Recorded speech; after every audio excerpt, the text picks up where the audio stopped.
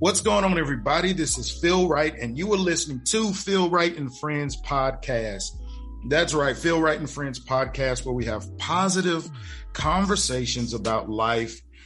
Today is a very special episode of me. As many of you know, we're still in the beginning stages, so make sure you continue and spread the word. For questions and show ideas, you can reach us at philwrightfriends@gmail.com. One of our 10,000 social media pages. We got on Instagram at Phil Wright Podcast on Instagram. My personal page is P Wright Music. My chef page is Phil Mill. And I also host an amazing live music experience called Cafe Joel Experience. And you can find that at Cafe Joel Music. Like I said, I am really excited about today's episode. It's called Phil Wright and Friends for a reason. I actually have a real friend on air with us today. He's a CEO. He's a recording artist. He's a speaker. He break dancer. I'm just kidding. He's not a break dancer. He's an entrepreneur, best-selling author. It's Phil Wright and Friends, but he's also like a brother. Ladies and gentlemen, if I had an applause button, I'd press it here for Mr. Marcel Anderson. How's it going, Marcel? It's going well, brother. It's going well, man. Appreciate you having me on. Always grateful to be able to share truth to power. And congratulations, man, on this endeavor, brother.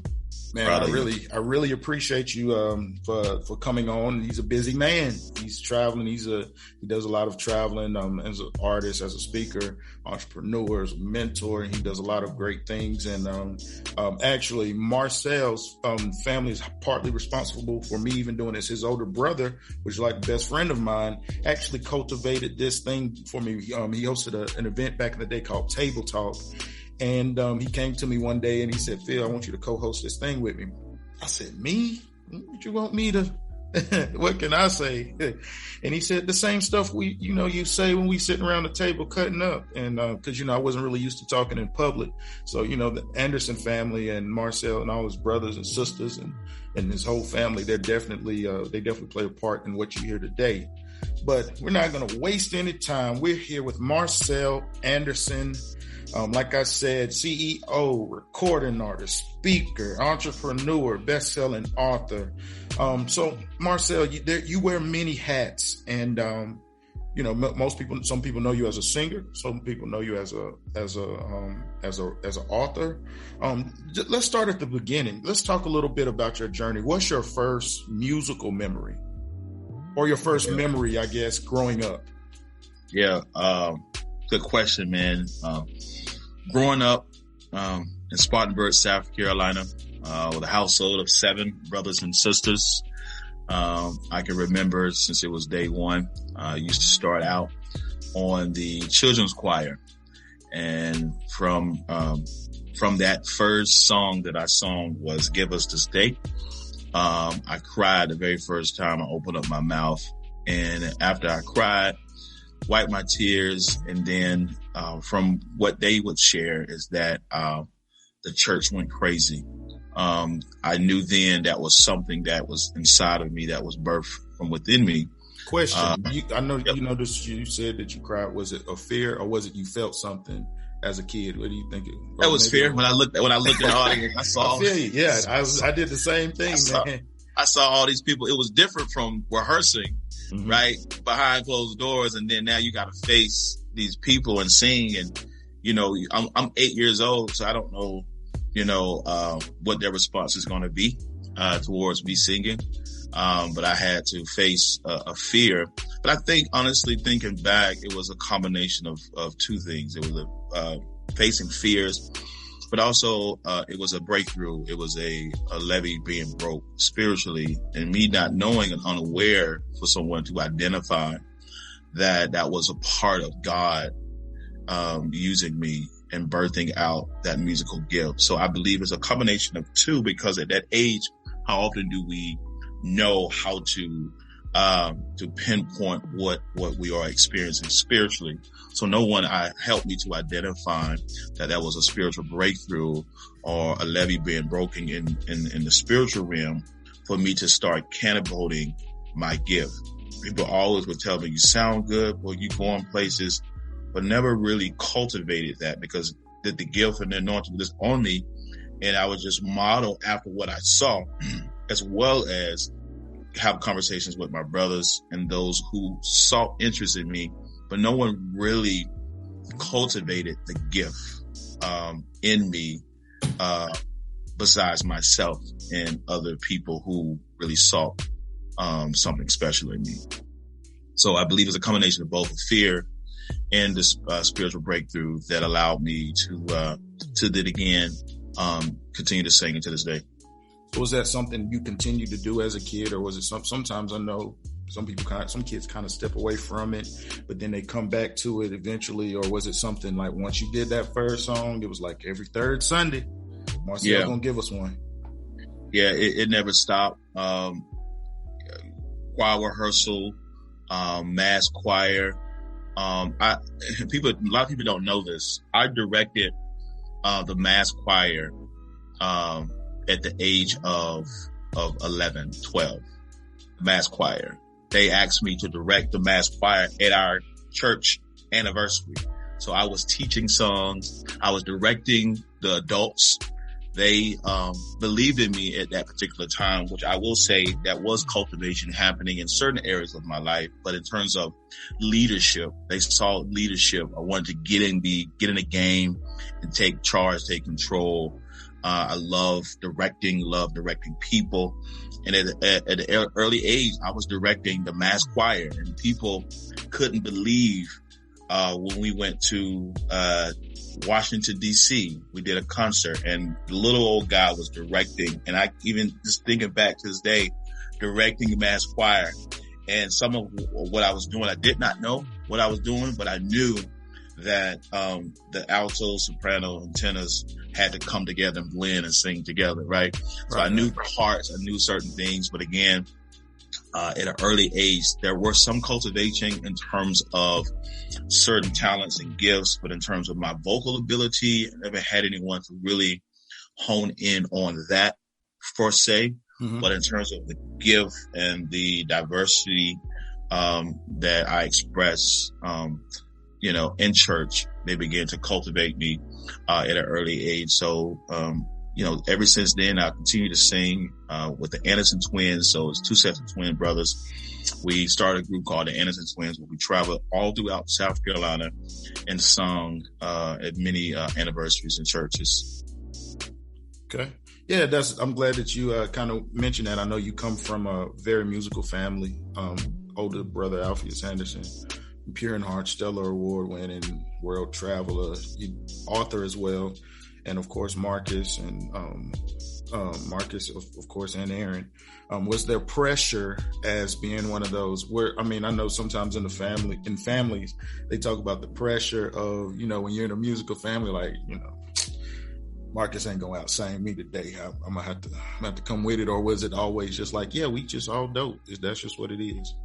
Yeah, I think it was just a collaboration, a supporting system. We did take turns to sing and lead, but when it came down to a certain song or a certain moment, they always leaned to me because, again, as I mentioned, I just stepped in the place of that leadership role and was just a leader. Honestly, Marcus was shy. Alpheus was shy, but he was still outgoing. Aaron was shy. So that led me to lead all the songs. So you was Michael. Yeah, I was Michael. Yeah. And I was okay with it. I used to dress us at an early age.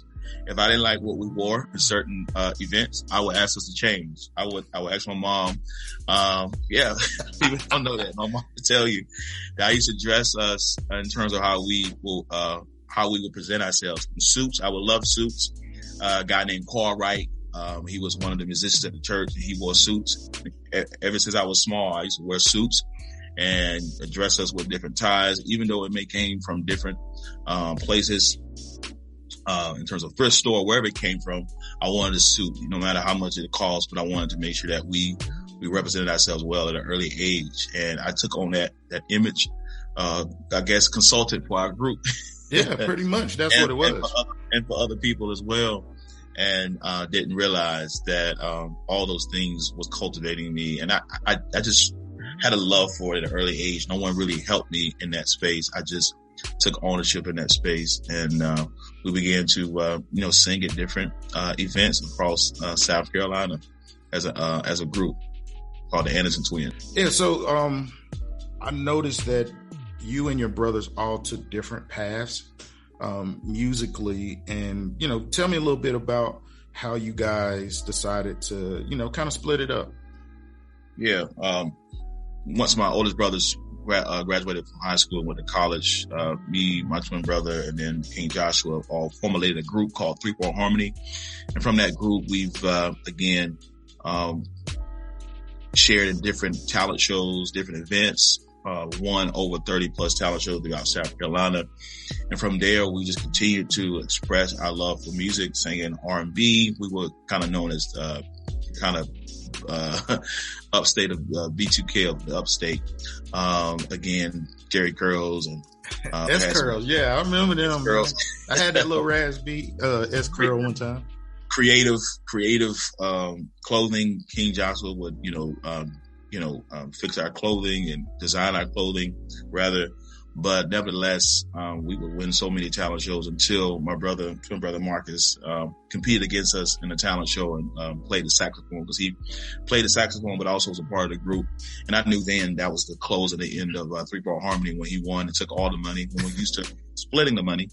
And then won it again, went to school on a scholarship to play the saxophone and was creative in his artistic expression. So, we've been in this industry for quite some time. And when people look back and ask how we got started, we've been doing this since we were in elementary, school and have not looked back.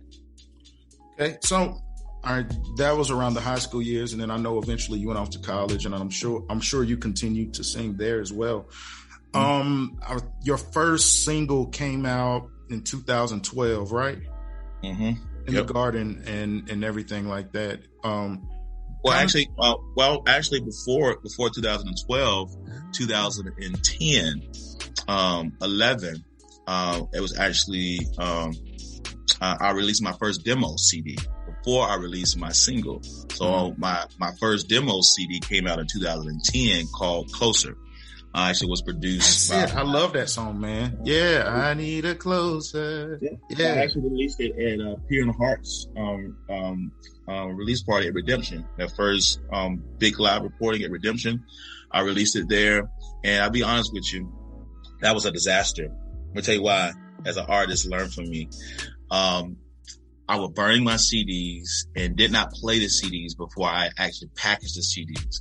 So I was burning my CDs, putting the labels on them. Packaging them up, went to Dollar Tree, or Big Lots where you can get the jewel cases for little for nothing, trying to make $1, trying to understand the industry, just trying to model and try to do what I can. And I remember after that day, I got maybe several phone calls or emails that my CD didn't play. People were telling me that sometimes if the label was too heavy or something like that. I remember that because you used to have to stamp the thing. So I always tell artists and helping artists to understand, listen, make sure you pay someone else to do that for you. Even if you have to do it, make sure you go through each CD and make sure it's done right. Don't rush the process.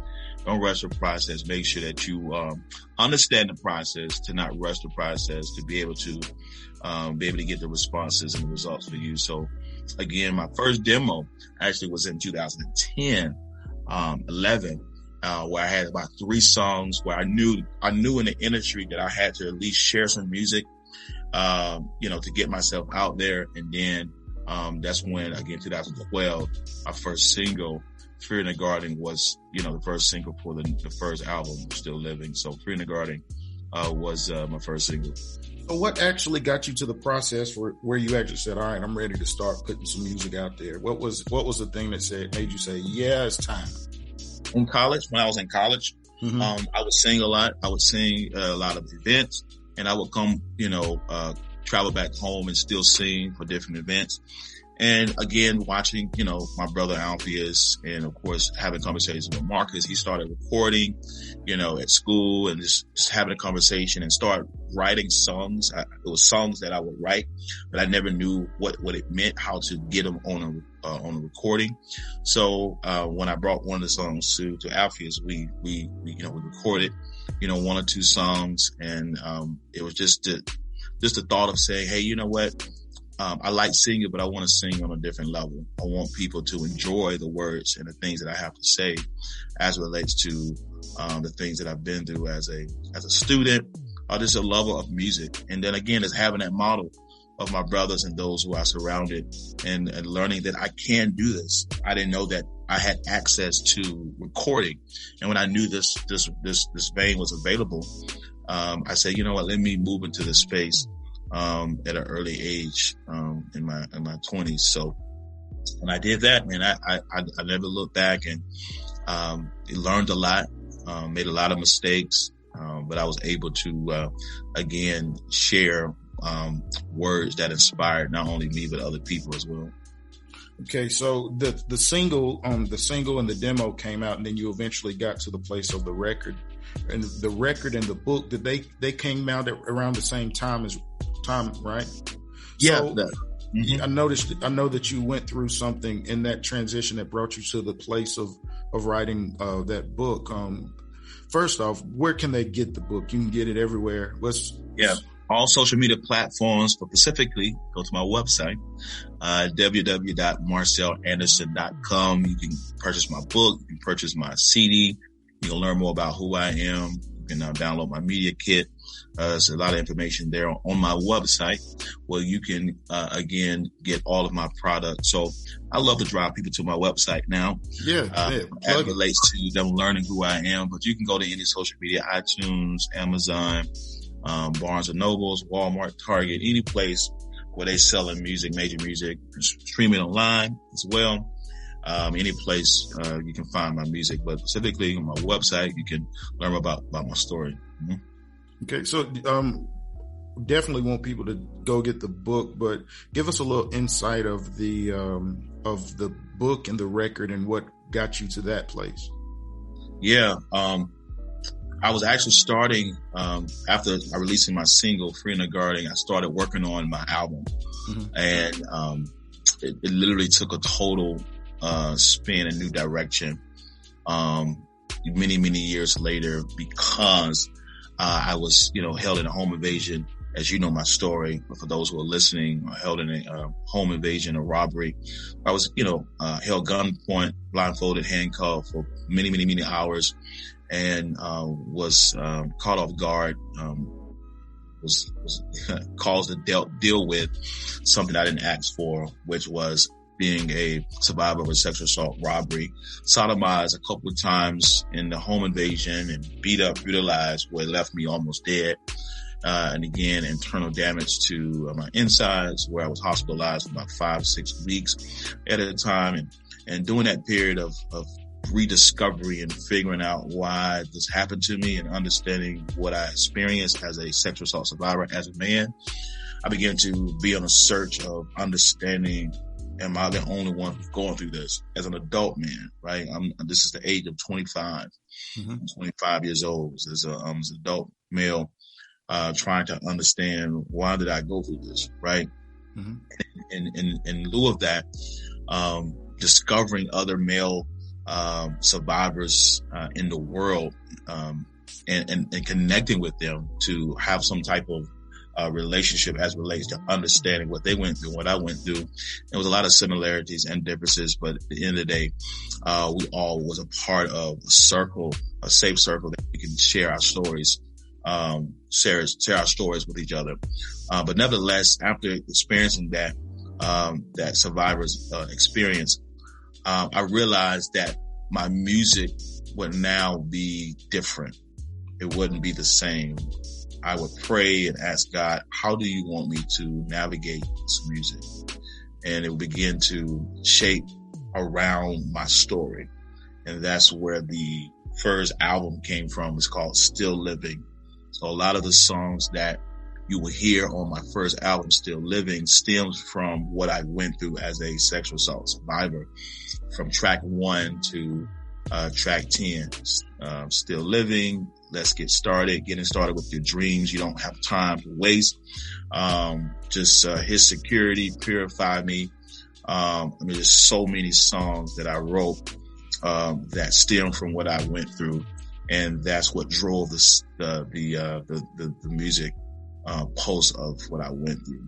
Totally, literally crunched up all the songs that I wrote before, threw them away, and I still have them, but really wrote a total new album. Total new album. Okay, so dealing with that traumatic experience, nobody can really imagine the pain, the trauma, your trust. Talk about the mental toll that took on you during that period. Man, it was a tough time in my life, at that period of my life. Mentally, really challenged by the thought and the idea that this actually happened to me, to have to fathom and to process what I actually went through, and having to face it and still had to live, mentally trying to think about working, thinking about being involved with people, being connected to people, wanted to be around people. I had to think about getting up every day, right? Think about getting acclimated back into life. Thank God for life, because I thought it was going to be taken away from me. But now I had to reconnect back to society.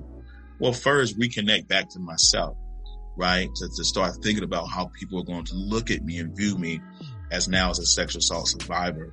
So, right, feeling, anxiety and going through PTSD, and being paranoid to leave the house and thinking about, is this person going to attack me again, or other people will attack me, and not being in a space to trust people, being very guarded, right? My spirit guarded. So again, my mind across the board was trying to not do harm, okay, to myself or even other people. So that's when I knew I had to connect and step into professional counseling to rationalize through my thoughts and the things that I was thinking, things that I was experiencing, right? As much as I continued to pray and submit to God, there was something far beyond me that I was experiencing that I needed help in controlling, and not wanting to act out abnormally, right? To keep myself here in the earth. So I knew I had to talk through this, talk through my thoughts, talk through the things that I was experiencing mentally, as I went through what I went through. Right. So trauma, mental strain, and emotional, all those things took a toll during this time. What most people don't know, I know your story very well. Was it, I don't know how long after that, but you actually lost one of your older brothers as well, which was like a best, if I'm just being honest, outside of family, the best friend I ever had. And I know what it took on me. I mean, me personally, when that happened, bro, I probably stayed in the bed 2, 3, 4 days. And I never cried that much in my life, because when you're dealing with family, people get old and they pass away. But somebody that you talk to, I talk to them daily, you know what I'm saying? And to go through that, I can't imagine the pain and the emotional strain that it takes, because I know what I felt. So right. I can't imagine, what you felt, because I literally talked to him a few days before he was in the accident, like the day before, and the day before he just thanked me for being he's like, man, thank you for everything you do. I'm like, no, thank you. I'm grateful for you. No, thank you. No, you. That's just, he was just very gracious and just a great guy. So out of curiosity, after dealing with that trauma and then having to deal with this as well, what encouragement, you know, can you kind of talk about that process of healing and grieving and all of that as well? It was tough. It was one of the hardest times of my life because it was not even a year and a half after my incident that happened, right? So trying to process what I went through, now have to deal with the thought of, you know, someone who's connected to me and a part of my family is absent from the earth, present with the Lord. Right? You hear it all the time, but now have to deal with that. The absence of someone being there consistently. Now you have to change up your routine, right? And connecting with that person and knowing that you can call on them in the physical, right, sense, but now you can only call them in on the spiritual sense. So it was difficult knowing that this particular incident, or I thought would shape out to be like mine, almost like he would survive it, right? I didn't think of anything else because we had the same temperament, we had the same energy, had the same demeanors of fighting, right? Fighting beyond the struggle, and never knew that in this fight, that the fight will cause him to, you know, lose his life. So it was a struggle. It was challenging having to cope with that and find coping mechanisms to be able to work through not only what I went through, now working through that. It was a numb season for me. It was a numb season. And I mean, that season was 5+ years after that. Oh yeah. Right? 5+ years after that, still trying to grasp and connect back to reality. The reality is that I'm still here. I'm still here for a reason. But the reality is that one day I will connect back to God and, of course, my brother. But until then, how do I navigate? How do I work through this feeling? How do I work through these emotions as a man? How do I help myself to continue to live with myself in this moment, in this experience? And of course, thank God for counseling. Thank God for prayer. Thank God for streaming. Thank God for running, finding things that I enjoy doing again and really exercising in those spaces, right? That was helpful for me to get to the place where I am now, right? And it's still a journey, it's still a process. And for me, healing is a continuous process, right? There's different levels, different stages of healing, right? And for me, you know, different levels of stages of healing over the years helped me to get to where I am now, because I dealt with my situations instead of letting my situations deal with me, right? Because at times my situations did deal with me, and my responses to people was from my situation. They didn't deserve it, right? But it was because of the help that I did not get, or the things that I was experiencing emotionally, spiritually, mentally, that caused me to respond a certain way, right? But I also realized that there was more things that I was dealing with that I could not understand. So I went back to school to understand why do people do the things they do. I still don't know all of that, but I did go back to school to study human behavior and gain my master's degree at Capella University to understand why people do the things they do. And part of my studying field, I learned a psychoanalyst by the name of Eric Erickson. He talked about when you experience a challenge in life, it's not the end of the day for you, right? A challenge, can be very hard for you and wear and tear on you as a person. But he said that at every stage of your life, in this 8 stage of development, you're going to face different challenges. But if you don't deal with that challenge at an earlier stage of your life, it's going to cause more layers to be added at the later stage of your life, right? So as I mentioned, you have to deal with it before it deals with you.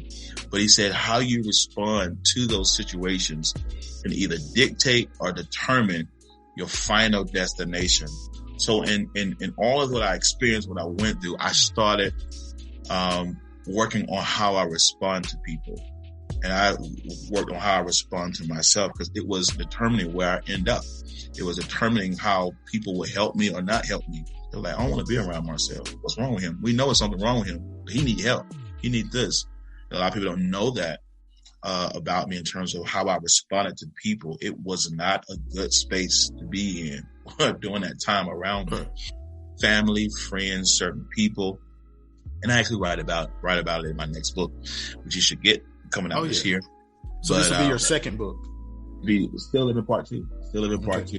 Yeah, Still Living Part 2. So again, that's what I experienced after losing my brother and going through what I went through. So it's crazy that most people would give up. Most people would throw in the towel. You kept pushing, you kept going.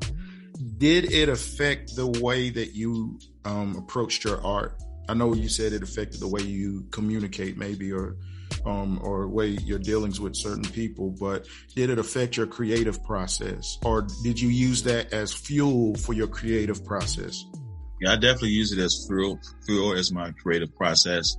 I use that to help me create art in terms of the content, right? Writing from a different place, right? Singing from a different place, and sharing the message from a different place, being more authentic and being real. I realized that I have to be real and relevant and relational when I share about what I went through. Artistically, creating environments where, I would invite artists out to paint, while I'm talking, to paint the picture and the ideas that I had during those moments. And being creative, and even now, I have yet to showcase my creative side. People still don't know how much more creative I will be and will showcase to the world as relates to survivors, and being asked to come and share in different platforms, and share not only just my words of comfort, but also being able to sing and being theatrical and being thinking outside of the box as it relates to making a connection back to the soul of what people go through. So it did expand, open up my mind creatively to create some things for those who've gone through the same thing that I've been through. Absolutely. Great. So the next thing I want to talk about is that's really good what you just said. And I want to talk about balance, man, because one thing that I like about you, one of the reasons we get along so well is that there's a healthy balance. Yeah. We both love God, but we not just walking around speaking in tongues all the time. You know what I'm saying? We have a personal relationship with them, but we not walking up to every person we pass on the street say, "Have you met Jesus?" And so, you do the single, then you do the demo, and then you eventually do the record. And you do the book as well there. And then, you start not only doing churches and bar mitzvahs. I don't know if you did a bar mitzvah or not, but as well, you started doing stuff some more mainstream stuff as well. Talk about that a little bit. Talk about the balance, bringing balance to your life, because sometimes people's walk with Christ comes different. For us, we had a foundation. It was part of our foundation. So we are a little more balanced than others. And some folks think, oh, now that I'm living for Christ, I can't watch BET, take BET off my direct TV. You know what I'm saying? Like, they can't do that. So talk a little bit about balance and what actually made you want to do more than just gospel per se. Yeah. You want the honest truth? The money. One of it was the money. And it's not all about the money, but part of it, for me, because at that time, going without for so long, doing gospel and asking God, I don't want to struggle, but I'm struggling trying to serve you in this capacity. Right. And I'm using my gift. And when the opportunity presented itself for my twin brother to ask me to feature with him on his albums, I would begin to feature with him on his albums. And people started to grow a love of my voice in the jazz industry. So after recording with him on those albums, he said, I want you to feature with me in some of these festivals. So when I went to those festivals and seeing the love and the response that he received, I said, oh, that's another way. That's another way. That's another lane. Yeah.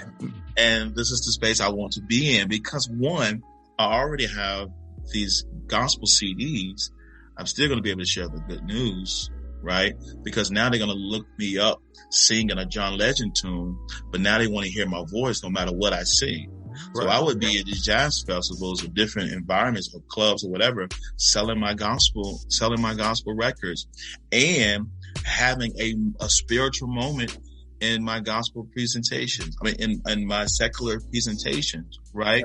The Bible says, let your light so shine above men and they see your good works and glorify your Father who is in heaven. So in the unusual spaces, I was showing my good works.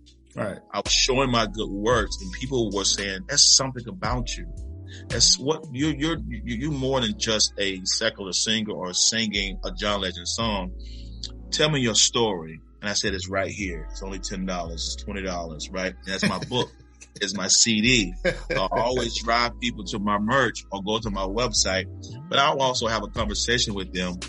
But people will end up emailing me, texting me. Right. I would never thought in a million years that I would go to a jazz concert or be in a club that I will gravitate to the music that you are presenting, right? And it's not just John Legend, but now they go back and find all the other music that I've created. And it's like, I needed that. What would it have taken me to not be in that space for them to not say that they needed that, right? So right. I knew that I needed to start being in the right place at the right time. And it's only God that inspired me to be in those spaces, to be able to inspire, not only myself, but other people as well. So I just knew that in terms of balance, I realized that I was an artist. I wasn't just a gospel artist. I wasn't a secular artist, an R&B artist. I was an artist of music. I was an artist of music. I love music. I just began to create music. For me, I hate being put in a category, right? I hate being put in a category. I just want to be put in a space of this love of music, of soul music, this life music, and people inspired by it. I love it, right? And I'm very unique and creative in how I present my music, and even with the new music that's coming out, is something that is very unique in its own way. It's infused with inspiration, soul, jazz, and a little bit of R&B, but it has a combination of a lot of genres that most people would say. But in terms of genre, I just, again, want to give my best. I've learned to give my best when I present in certain platforms, and people will begin to email me, book me, for all types of things, intimate events, major events, weddings, etc., because I put my best foot forward, right? No matter what genre I was in, where I was singing at a wedding, I was singing at a church, I was singing, at a baby shower, I would put my best foot forward, and people wanted to invest in that. And that's what I did, in terms of presentation. So now I get it. I love that. So for the seasoned saints or the holy rollers that say, oh, you can't do both, you can't serve two masters, and not just for them. This is for the people. This is for the teens and the millennials who are struggling with their faith and what they love and all this type of stuff. What would you say to the holy roller? Yeah. So the Bible also says in Romans 12, right? I beseech you, brothers, to present your bodies a living sacrifice, holy and acceptable unto God, who is your reasonable service. Do not conform to the wages of the world, but be ye transformed by the renewing of your mind. What hurts people who are unbalanced in this industry is that their mind begin to play tricks on them. Their mind is not continuously transforming God. The balance is that you never forget who you are. It all starts with identity. Who do they say I am? It starts with knowing who you are to determine who you're not. When people tell you that you're supposed to be this way, you know who you are when you begin to have a relationship with God. Right. When you begin to have a relationship with God and you transform your mind, and you test the good and the perfect will of God, and everything's going to be a test. If you go into an atmosphere, and I'm guilty of it, and brothers are drinking, and you know that he's a weak brother, and you know you like to have a glass of wine, you may not need to grab that glass of wine. It may be hard for you, but don't grab that glass of wine. Don't drink. And I've done that. I drink wine, right? As a believer, as a Christian. I don't mind the Manhattan. Right. Whatever you prefer. In those spaces, the Bible even says that you have to be mindful when you go in those spaces, right? And that's moments when I've not always done that, but I've started to have to transform my mind, because it's easy to get caught up into those spaces where you have easy access to those spaces. So you have to, know what you're being tested on, right? You have to prepare yourself for the test. And if you're not prepared for the test, you need to, really have some real hard conversations with God and say, hey, God, I don't know if I can handle this, right? You have to ask yourself the real hard questions about what you want to do and where you want to go when it comes to balancing out industries that you want to pursue. I'd say it like this. I ain't gonna say nothing too crazy, but I'll say it like this. If your flesh can't be around a little love making music or a little happy music, or if something in your spirit cringes when you hear somebody being called baby, you got bigger fish to fry. Mm-hmm. You got bigger fish to fry. But yeah, man, I'm excited about that, and everything that you have going on. Don't want to take too much more of your time, but tell us a little bit about Accelerating Men. Yeah, did I say that right? Yeah, Accelerating Men is a community faith-based 501c3 nonprofit males mentoring program designed to educate, train, cultivate African American young men ages 10 through 18. Just to simply accelerating their God-given identity. I actually started the mentoring program when I was teaching high school. People don't know that I taught high school for 6 years. And, again, teaching high school gave me a desire for mentorship. I saw that one of my students on my caseload as a special education teacher, his mother asked me to help him learn how to tie a tie. And 65% of my caseload, students' parents were single mothers. So the absence of the fathers was very prevalent. So I was looked at as a role model, as a father figure, in many of the young men's lives that I was a part of. And again, I knew then that was more that needed to be done outside of me singing. Again, I needed a job when I graduated college. Singing wasn't paying the bills, so I wanted to find a way to navigate to helping youth. I always had a love for youth, even in high school and all through school, and giving back in community service as well to my community. But at the same time, I started that organization right before my incident. God gave me the idea to start it, and then I had to put it on hold. But I knew that was something God had gave me, and I said, let me draw back in and let me continue that journey, that process. So now we have a technology inclusion portion where we're teaching engineering, we're teaching music, we're teaching these young men, what it means to be who you are in God. Self-esteem, awareness, character development, leadership development, spiritual formation. We're teaching them again, a sense of identity and belonging. You belong to, the right things and not everything. Right. So in doing that, I knew I could help other, young men, navigate through their challenges in life. They're all going to face challenges. And when they face, we call it an identity, checkpoint. Identity checkpoint, and we equate it to like a police checkpoint. When you get to a police checkpoint, it doesn't mean it's a good thing or it's a bad thing or a difference. An identity checkpoint or police checkpoint means that change is happening. Right. Change is happening. Are you ready for the change? Because when you get to a checkpoint, you're going to need certain things in order to get past that checkpoint. And if you don't have those essential things, right, you need to stop and check yourself before you wreck yourself. That's what we teach our guys. So like your license, your insurance, and, there's different things you need in your vehicle in order to move forward. And we teach the guys you need the right mindset, the right skill set, the right, behaviors when you go to certain atmospheres, and making sure that you are prepared properly for the next stage of your life. So we teach them those types of things and helping them develop and becoming who they are in life and in God. And again, they support me as a musician when I'm there and when I'm not there.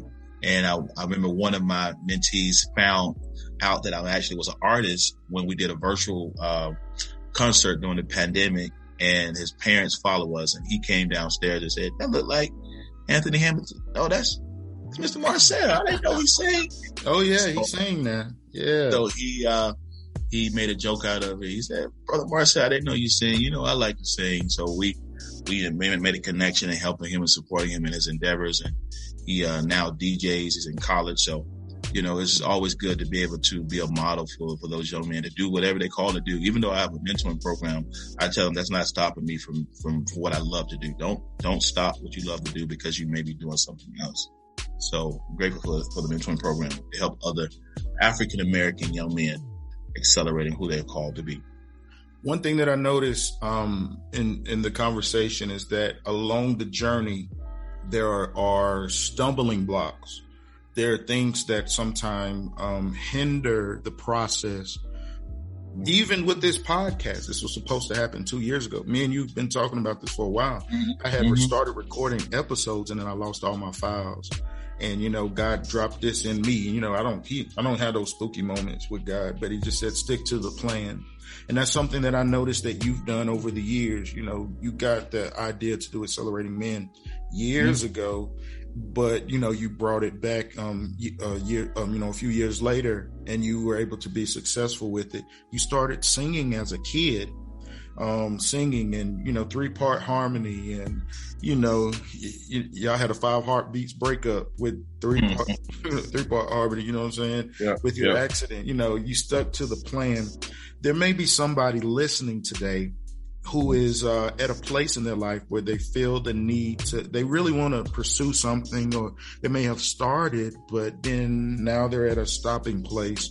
What would you say to that person that's considering giving up, or probably feel like they should give up, but they still have this desire to pull something off? Yeah, simply hold fast to your dreams. Don't let your dreams die. If you reference Genesis chapter 37, right? Talk about Joseph and all of the things that he went through, the adversities, the ups and downs, the turnarounds that he went through, lied on, talked about, mistreated. He never allowed his dreams to die. Even when they were delayed, but they're never denied.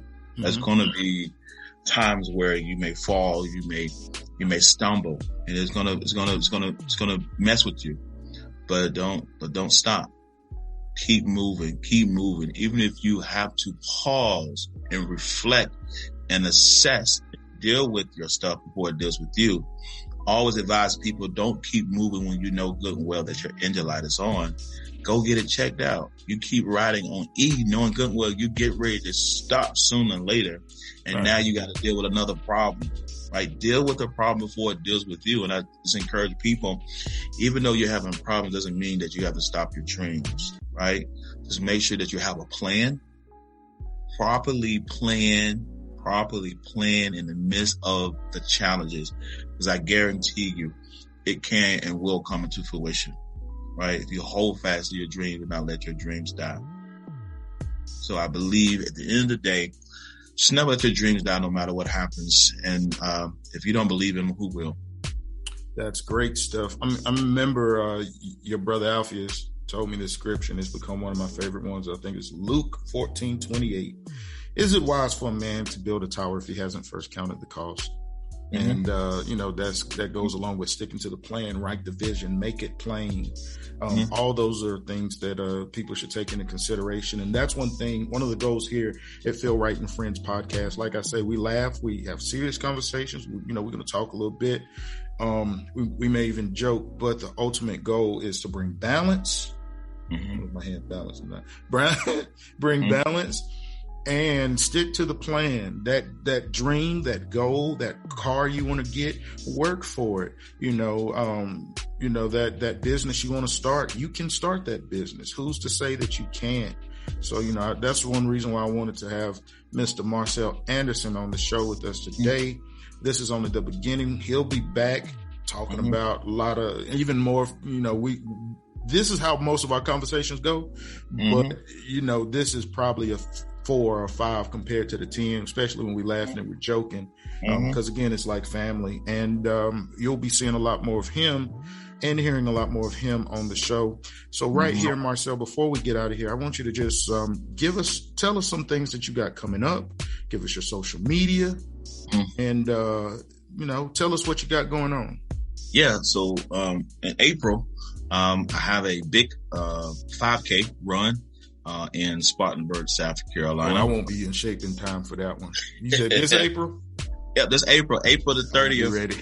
It's a 5K, but listen, you can walk or run it. You can walk it or run it. So either way. And the reason why we're doing this is our 7th year doing it. April, if you did not know, is Sexual Assault and Child Abuse Awareness Month. We bring awareness and attention to sexual assault survivors and those who have gone through traumatic experiences. But we also bring awareness and prevention to those who need to know more about it and being aware of different things they need to be aware of. So we have about 10 plus vendors that are out there. We have almost about 100 plus runners, all walkers, who participate. And again, those who register with the most individuals in the race, in the 5K, receive a trophy. Top 3 runners receive a medal. But we also give out gift bags. There's different things that's taking place. We have a DJ. We have different things that takes place during that time. On April the 30th, on the Mary Black Rail Trail behind the YMCA in Spartanburg, South Carolina at 9 a.m. You can go to our website at www.acceleratingmen.org to register for this 5K run. Again, we're excited about bringing awareness and attention to Sexual Assault Awareness Month. If you want to follow me on marcelanderson.com, my itinerary for my events that's coming up really, really soon. Got different events that's taking place with live performances, and of course my new book and my new CD that's coming out. It is called Trusted Love Relationships, how to love and trust God, yourself, and other people after going through a traumatic experience. How do you find that again? How do you connect with that again? It's very difficult for me and other survivors. Others. Right. That's tough, man. I'm glad you're talking about it. Yeah. So we maybe something we can talk about again. Oh yeah. It's a lot to talk about, a continuation of the book. We didn't really dive into it a lot, but so much more we can talk about as it relates to that. So yeah, that's where you can find me on Instagram, Marcel Anderson 1, Marcel Anderson on Facebook. Again, just type in my name, you'll find me, and looking forward to talking to you guys soon again. You heard it right here, folks, on, I was about to say a radio station name, Feel Right and Friends podcast, where we have positive conversations about life. This is only the beginning. I'm telling you again, thank you, Marcel, for taking time. I really appreciate it. This is only the beginning. Make sure you're tuning in for show questions and ideas. You can reach us at feelrightfriends@gmail.com. You can find us on Instagram at Feel Right Podcast, Facebook, Feel Right Show. P Right Music is my personal page. And of course, if you love food and you're a foodie, follow that Phil Meal page. Yeah. So, we got a lot of great things coming, and I'm just excited. I really am. And stick to the plan, write the vision, make it plain. We're going to laugh on some of these upcoming episodes. We got Marcus Anderson, Marcel's brother. We got a bunch of great interviews coming up very soon right here at Feel Right and Friends podcast. By the way, today's music is brought to you by none other than my good friend, my brother, Mr. Sean Alexander out of Boston. He is an amazing producer, writer. I mean, all your production needs, you just got to hit this guy up. You can find him on Instagram at Synthsei, Synthsei. My good friend, amazing producer. Hit him up. He's, world renowned. Everybody knows him. And if you don't know him, make sure you go follow him. He's my good friend. He's my brother. And he blessed us with this amazing music that you hear today.